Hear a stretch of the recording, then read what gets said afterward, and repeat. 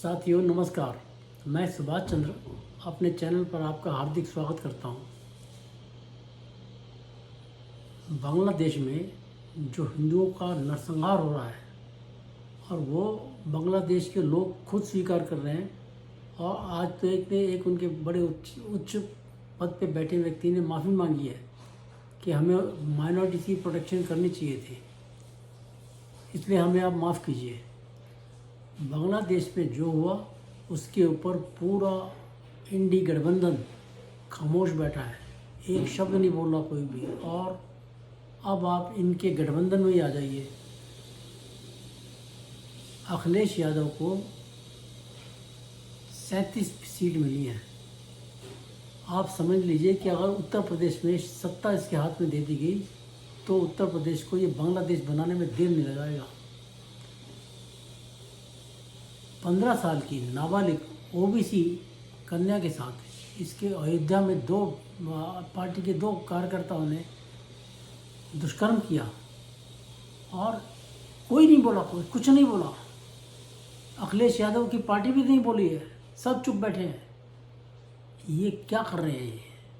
ये मतलब मुलायम सिंह के शब्द याद कर लेना चाहिए। फिर तो लड़कों से गलती हो जाती है, जानबूझ के काम करेंगे और गलती कह देंगे उसको। ये कहाँ का तरीका है? फिर अभी अयोध्या का मामला निपटा भी नहीं था कि कन्नौज में अखिलेश यादव की अपनी कॉन्स्टिट्यूंसी में इनके अपने कार्यकर्ता ने, ये कहते हैं हमारा कार्यकर्ता नहीं है, इनके अपने कार्यकर्ता ने, नवाब सिंह यादव ने एक 15 साल की लड़की को बुला के, उसकी बुआ के साथ मिला हुआ था, उस लड़की की बुआ के साथ उसको बुलाया नौकरी के लिए और उसके साथ दुष्कर्म करने की कोशिश की। ये क्या हो रहा है इनके अंदर? और कांग्रेस कुछ नहीं बोलेगी, चुप, क्योंकि गठबंधन है। और यूपी में तो खास गठबंधन था। अब ये गठबंधन पहले 2022 में भी हुआ था, नहीं 22 में हुआ था, कब हुआ था? जो एक गठबंधन का 17 में हुआ था मेरे ख्याल।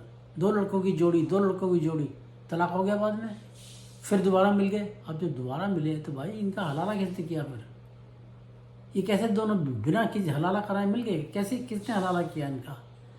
ये मेरा कहने का मतलब ये है कि ये जो भी ये ऐसे कुकर्म हो रहे हैं उनके ऊपर चुप बैठे रहेंगे सारे। और वो कहती थी मैं लड़की हूँ, लड़ सकती हूँ। उत्तर प्रदेश में नारा दिया था उसने, वो भी नहीं बोलती कुछ। ये कांग्रेस वाले तो क्या बोलेंगे भाई साहब? ये तो अपने इनका जो म्यूनिसिपल काउंसलर थे,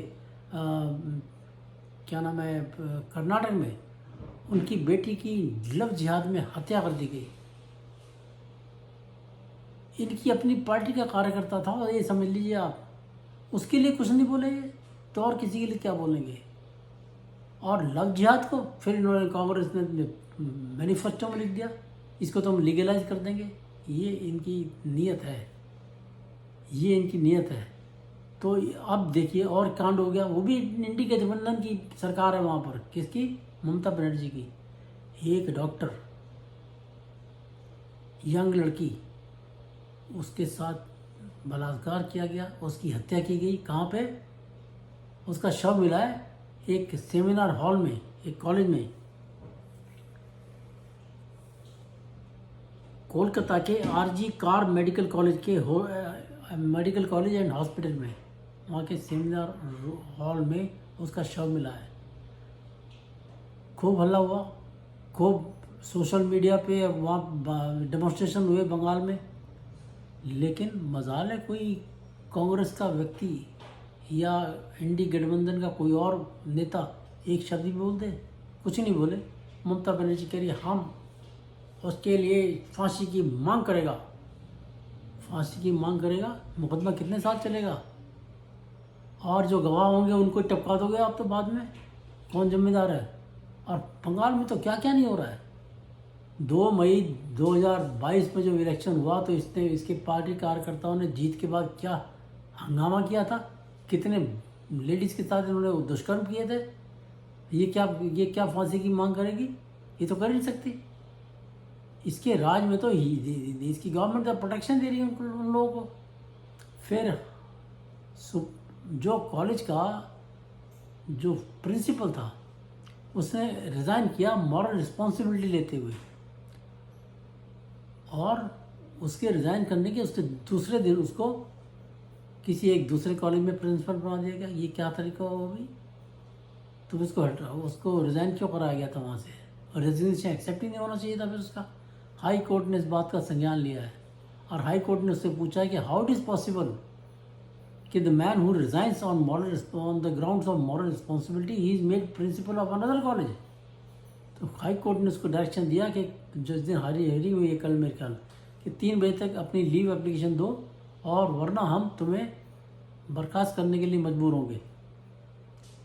फिर हाई कोर्ट ने, ममता बनर्जी तो नहीं करेगी ना अपने आप, वो वहाँ तो पता नहीं कितनी पीआई लग गई, लेकिन वो उसके दिमाग में उसके कान पे जू नहीं रहेंगी कि इसकी सीबीआई इंक्वायरी हम ऑर्डर कर दें। लेकिन हाई कोर्ट ने इसका संज्ञान लेके सीबीआई जांच के ऑर्डर दिए हैं।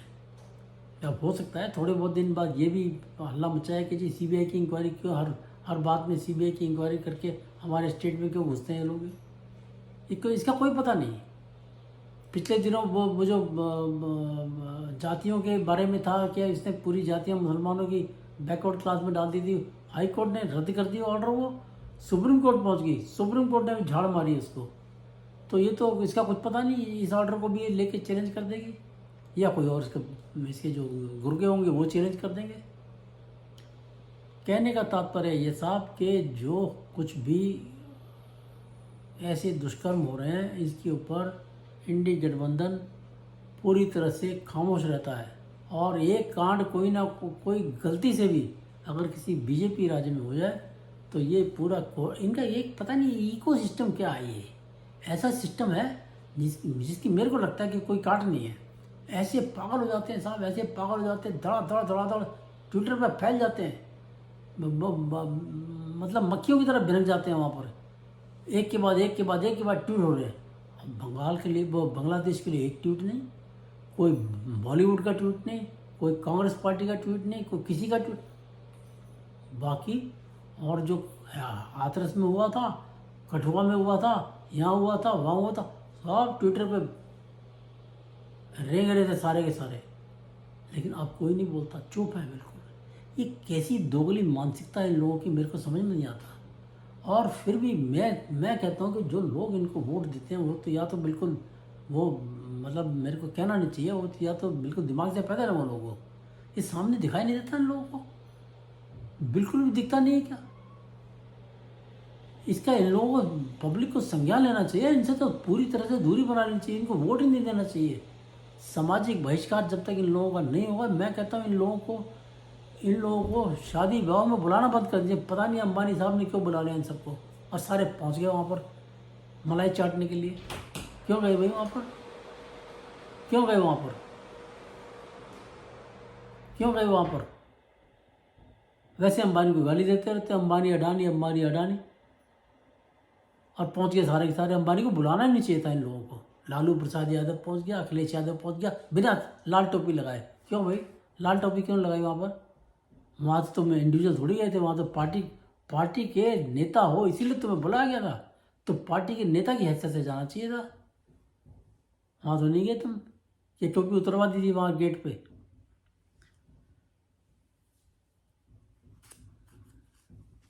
जो भी किस्से हुए हैं साहब ये बड़े दर्दनाक हैं और इनके ऊपर पब्लिक को रोष प्रकट करना चाहिए। और इन लोगों को मैं कहता हूँ वोट तो देने की कभी सपने में भी नहीं सोचने चाहिए। जो वोट देंगे इन लोगों को, कल को ये जो बांग्लादेश में हो रहा है, ये अगर हिंदुस्तान में, ये तो पहले कह रहे हैं मोदी के घर में घुस जाएंगे हम, तो घर में घुस के क्या करेंगे? जो बांग्लादेश में हो रहा है वो यहाँ पे कराएंगे। क्योंकि यह तो हर चीज़ के लिए तो देखिए अब छोटा सा इशू है, मुसलमानों को तो उनके लिए तो इनकी जान निकलती है, जान निछावर करते हैं। अभी छोटा सा इशू है वक्फ बोर्ड का, वक्फ बिल का। सारी अपोजिशन 24 मेंबर हैं मुस्लिम वहाँ पर लोकसभा में, एक केवल ओवैसी बोला है मुसलमान, बाकी 207 मेंबर इनके सारे हिंदू हैं, सब बोले हैं।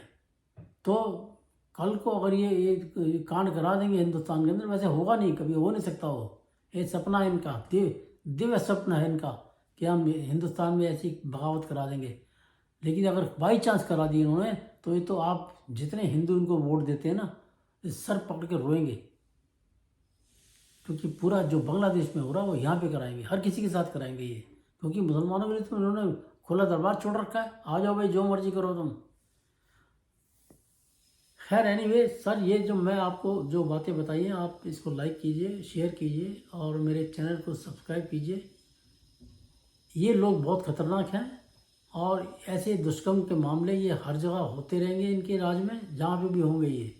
और गलती से भी उत्तर प्रदेश की जनता अखिलेश यादव को सत्ता ना दे दे, और दे दी तो जो पहले तो पूरे 5 साल उसने कांड किए ही थे कि क्या लॉ एंड ऑर्डर की स्थिति थी, ये अब की बार उससे बदतर कर देगा और ये पूरा बांग्लादेश बना देगा यहाँ पर। नमस्कार, भारत माता की जय, जय श्री राम।